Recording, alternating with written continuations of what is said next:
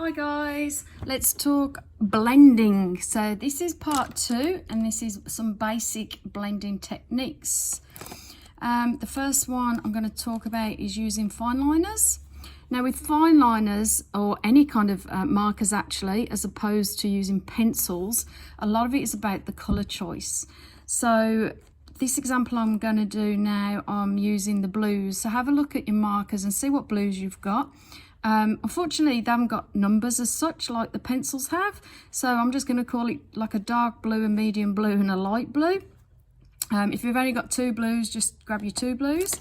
But let's dive in, and with fine liners, let's colour a leaf out of here. I'm just using, this is actually Joanna Basford Secret Garden, and it's just a page that I'm going to use out of here. And as I'm doing each little bit, I'm just going to talk through it. So as I'm applying this fine liner, I'm actually making very little small strokes. The pressure is very, very light. You don't need to put it on too hard. And I don't want to go over the same spot too much, just maybe around the edge. So that's the first one down.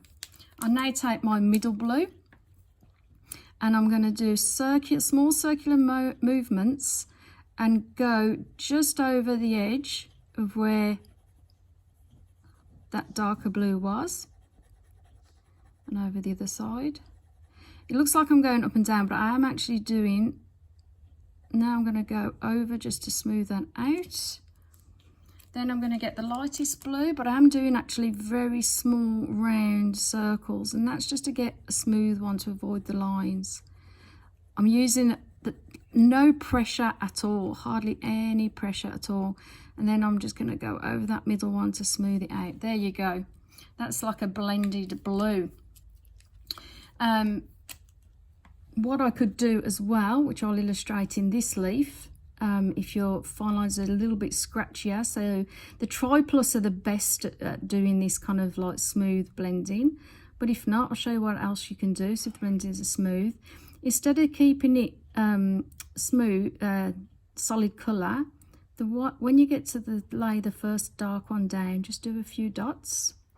Do the same here, so a bit of solid colour at the edge, and then do a few dots. I think you call this stippling. I'll just call it dots. You'll see in a lot of the stuff as we go through colour alongs and stuff, doing dots with markers is a great way of blending it in. Then with your middle blue, now I'm just going to do more dots over the area where I've got the darker blue to try and combine the colours. Just keep dotting, and you can see what happens there is you start to get the kind of the colours combining a bit more. There we go. Maybe just do a little bit more solid blue on the edges to define the black lines. Do a few dots up there, and then you go to the lighter colour. And again, I can do lots of little dots. Don't be afraid of letting white show through. It's one of the advantages of markers, because they're so precise. You can, purposely leave white areas, and it gives you some real texture. There we go. And I can take these lighter ones all the way down, blend it all in.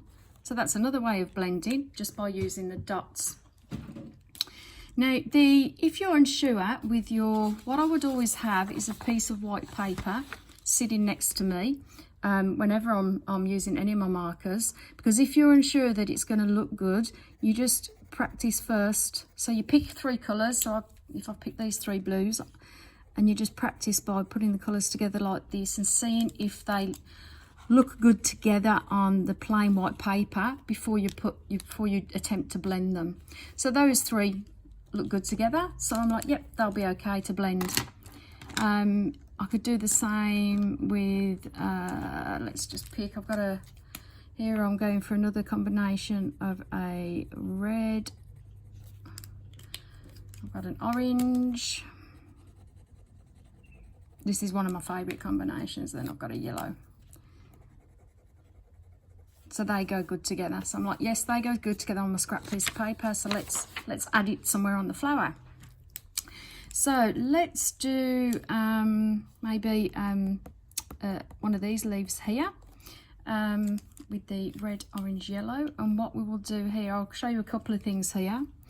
The first one, let's do some just solid blending. But what I'm going to do here is the darkest colour, if you do it at the ends. So I'm going to do a dark colour near the inside of the flower, and then I'm actually going to do a dark colour at the end of the flower. Then I'm straight away going to get the next medium colour, and I'm going to go over the edge slightly, not over the whole lot, but over that edge slightly. And the same here. Very, very light pressure. And then immediately I'm going to get my yellow, the lightest one, and then just colouring that white area, slightly going over the edge into the orange, because you can see how it just then fades in. So that's that effect. Now you do this effect over a couple. So I'll do a couple of these each side, and you'll start to see it's the orange and the reds and all blend, and this one showing the lighter colour in the middle. Looks really effective. Let's do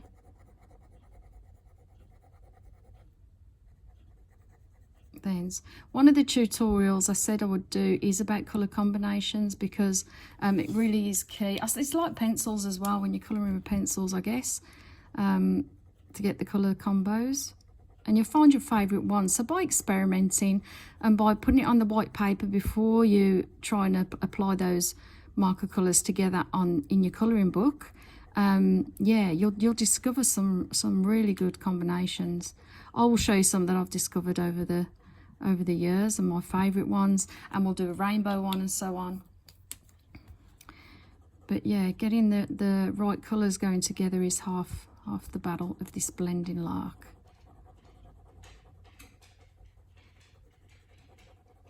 There we go. Hopefully you can start to see that effect coming through now. You do that on the whole flower, and it'll start to really pick up like a highlight on the lighter colour.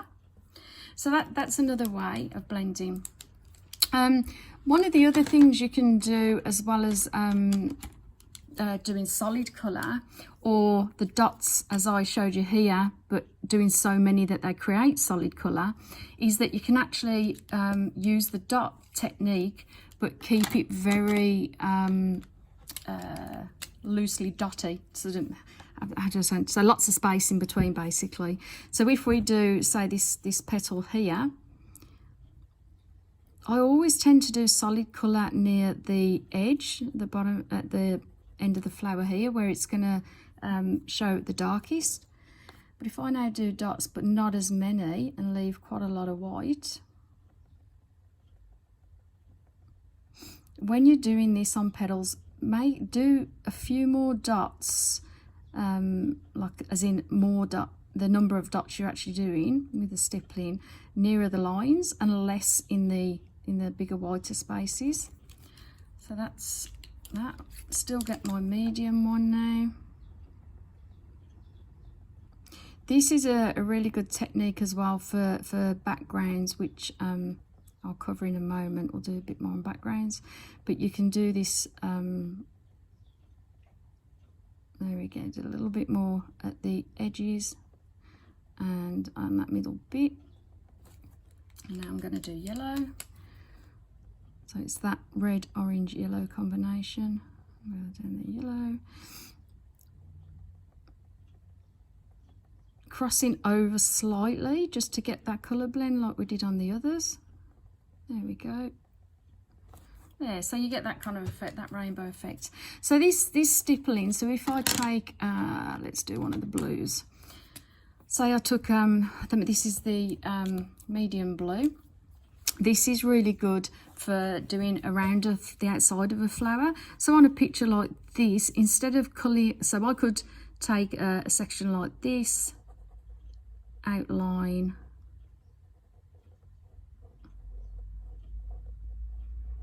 just go all around the outline there, so it's nice and dark. I've gone over quite a few times on that. Then take my lighter blue and then just sort of colour in the middle. Again, small circles, because then you'll avoid getting the stripy lines, and just go over that blue. So that's a really good effect, and that kind of using the two colours to outline and then colour in the middle gives over a whole page, like really makes it pop, using that dark and light tone of the same colour. But the other thing you can do, you can outline just like as I did there.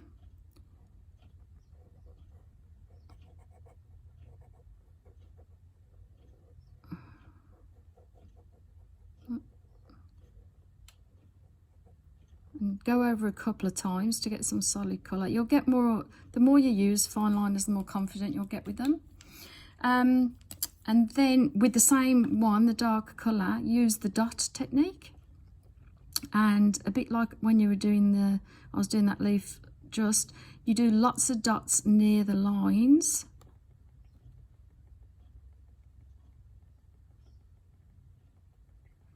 And leave more space in the middle, because that'll give it effect of sort of some depth, I suppose. The one thing about it, I don't know how well it's showing in here. When you're holding your pen or your fine liner, don't hold it upright. Well, you can if you want to, but I find if I hold it upright, it's too light. Hold it at an angle and just don't press very hard. If you press it too hard, you will bend the nib. But if you keep it quite light, hold it quite light and press quite light. And when you're doing the dots, so if I do I'll do this section here as well. When you're doing the dots, do them in small circles. And what I mean by that is, so if I'm colouring this, I'm not going to dot like this in lines, because what happens then is you get, see how that's quite uniform? Unless you actually want uniform. So if I just dot in lines, that's quite uniform. Whereas when I'm dotting, if I now did this section, if I'm dotting and I want it to be a bit more random, it's not going to show very well in here. I actually, when I'm dotting, I go in circles. So if I'll do it in here, so very slowly, when I'm dotting, I'll place the dots, but what I'm actually doing is a circle, and then I'm moving across as I circle. So what happens is you get I'm doing that a lot quicker, obviously, because I've practiced it a lot more, but you get very kind of more random placement of the dots. That's the only way I can describe it. This is the kind of thing, it just comes with practice. And you'll also, the more you do it, you'll find your own style. I mean, I've kind of, all I'm doing is sharing what I've learned by trial and error, and sort of what I do. It's not right, it's not wrong, everyone does things differently. So you know, feel free to try it. If you discover another way of doing something, let me know. I love learning and sharing and trying new things, so let me know. But anyway, so that's quite a common one with the dots for the background there. Now what you could do with that one, with the fine liners on there, you could now get this is a Pitt pen, Faber-Castell Pitt. You could now get one of your brush pens. So this is it ice blue, a lighter one. So as I was saying in part one, try and go with my brush pens, I tend to use the lighter ones for background. I could actually go over this now very lightly and see how that just fills the colour in, and that gives a nice effect, or leave it white, either or. Another thing for blending, right, let's say your colour range is a little bit you haven't got as many colours, so you know, you haven't got 3 blues to play with, in which case totally leave parts white. So I'm now going to do a couple of these flowers here, petals, sorry, on the flower, with just the orange, but leaving some white. But what I will leave white is just the ends. So if I do these few I'll do these few petals here. So I've only got my orange. I'm going to go over quite a few times near the end, so the marker leaves a nice deep solid colour, because I'm going over. Some markers, what you'll have to do as well, and it depends on the paper in your colouring book. Some markers, if you go over too many times, and if the paper isn't, you know, great paper, it will start to kind of rough pull up the paper. So stop, you can't do that. You'll know by trial and error how much you can do. Joanna Basford books are really good, and the Tri Plus markers are really soft to apply. So I can get away with, when I'm doing this, going over quite a lot the same area to get more depth. So what I'm going to do now is bring it up, press lighter, and don't go over quite as much. So you should start to see a little bit of colour variation, just because of how many times I've gone over the end. And then really, really lightly on this last bit.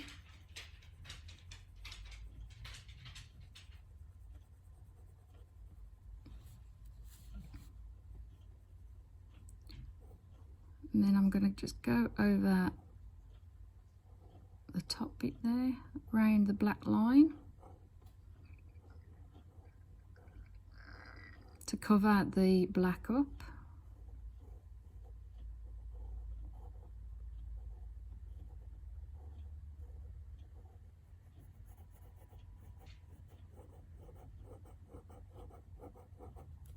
And then a couple of dots just to smooth that out, leave the whites at the end.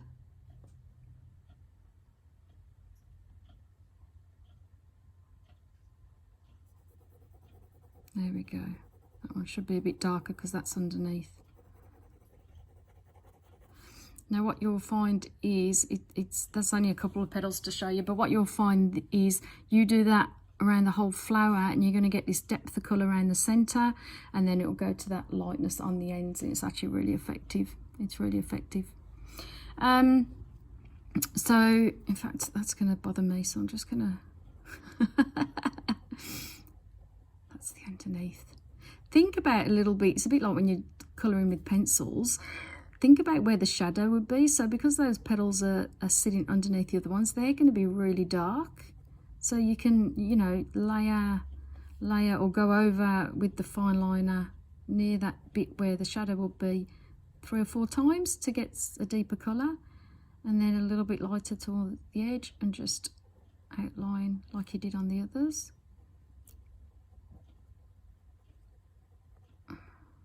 There we go.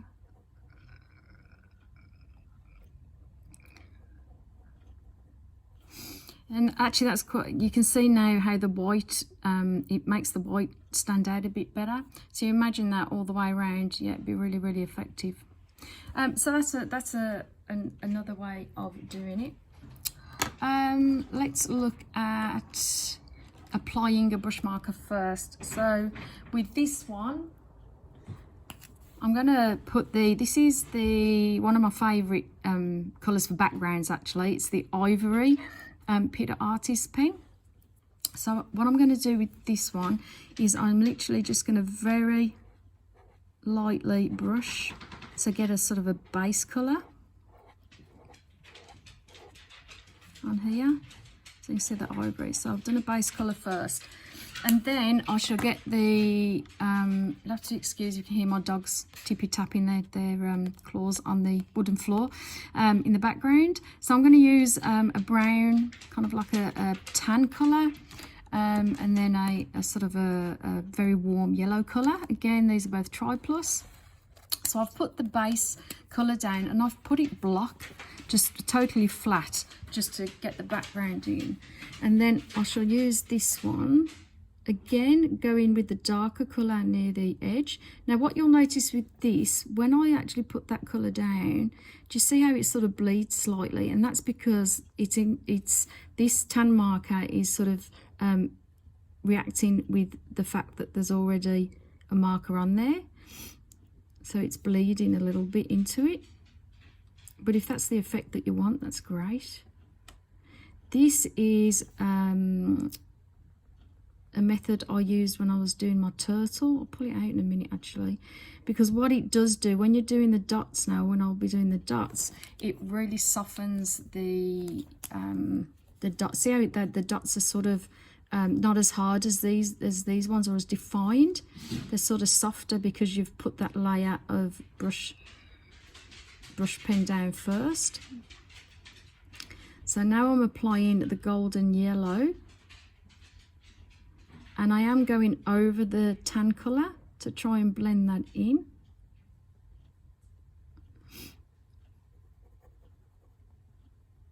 I'm just sort of making some of this up as I go along. I hadn't really planned this colour combination. There'll be lots of that when I'm doing stuff. And what I do want to do is, what I do a lot of is always go over the black lines with the colour, because it just defines it more.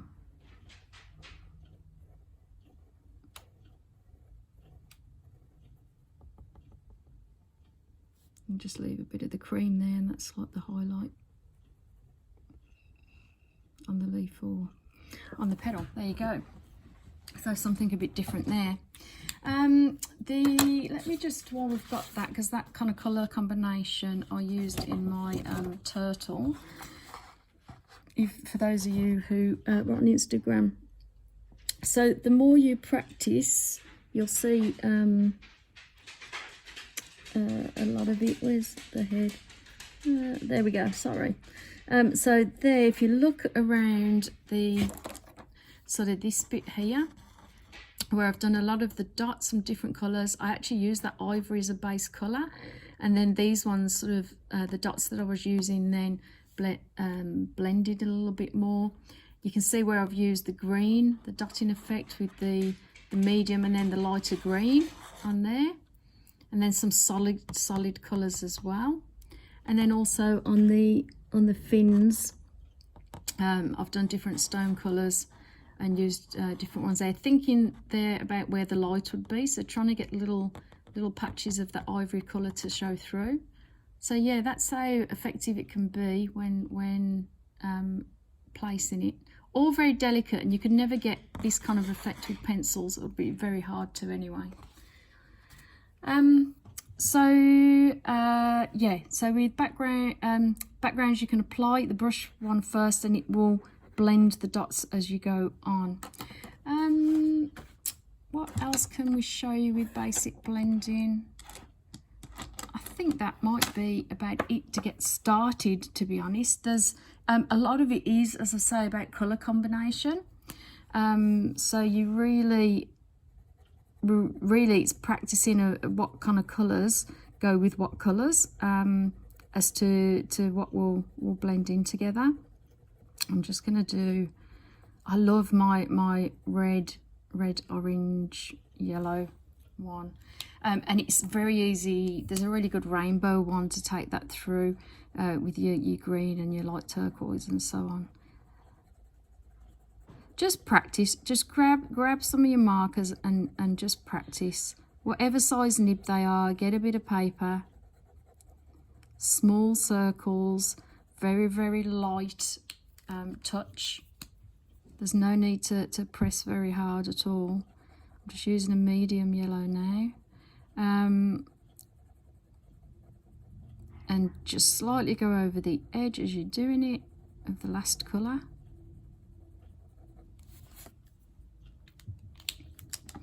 And I'm now using a lighter yellow, so that's four markers I've used there. I'm going to take that lighter yellow all the way over there. So that's the blend, and what I would do to make it really pop is I've got a slightly darker red. I just need to find it, bear with me. So I've got this red, which is a slightly darker red, and then go over the black line. Oh, actually, there you go, I've gone onto there, so let's colour on there.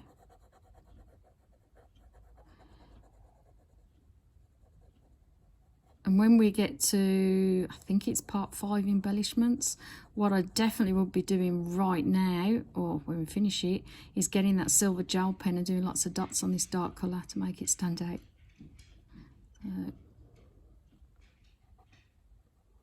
I can't wait. There's lots and lots of things you can do with gel pens. There we go. if you get the bleed and stuff, so I've actually got this camera as close as I can so you can see it, see what I'm doing. Markers are actually quite forgiving, more than you would think. So whilst when you put the colour down, so if I, you know, it's not forgiving in the sense of a pencil, I could, you know, accidentally make a line here and I could rub it out if I needed to, or at least rub it right back. You can't do that with a marker. But like with here, when I slipped over there and I've gone over a line a bit and I've gone over a line, don't beat yourself up about it, because in the overall scheme of things, when you pull back and look at the picture as a whole, you really won't be able to tell, honestly. One last thing that I will mention is, I've actually got one here, so I'm not a big fan. So these are blenders for markers. So Tombow and a few of the others do these, they call them like blender markers. As you can see, the last time I used that is with a blue pen. It gets very, you have to, when you're using, if you do have one of these and you're going to use it, make sure you clean it off. I obviously haven't in between uses, because it does pull up the pigment. Now these blender markers aren't, or I don't use them because I don't find them useful in the sense of they're no good at blending two different colours together. What they can do, or the way I would use them is, let me just put this bit of paper down. If you've done some and you've got, like, see how you've got lines showing up, what a blender marker is good for, or a blending pen is good for, is when you go over it.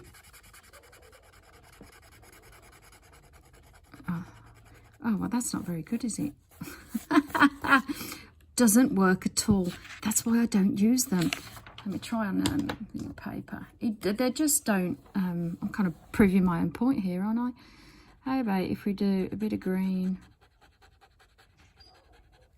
and I'm going to do a bit of a yellow.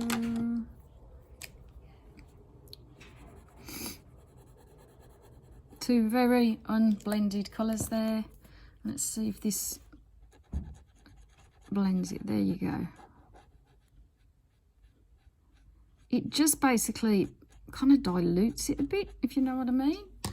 But to be honest, what I find with it is, yes, it does, but it kind of, you've got no control, so you've kind of merged into one. Now that could be a bit of technique needed to be honed in there.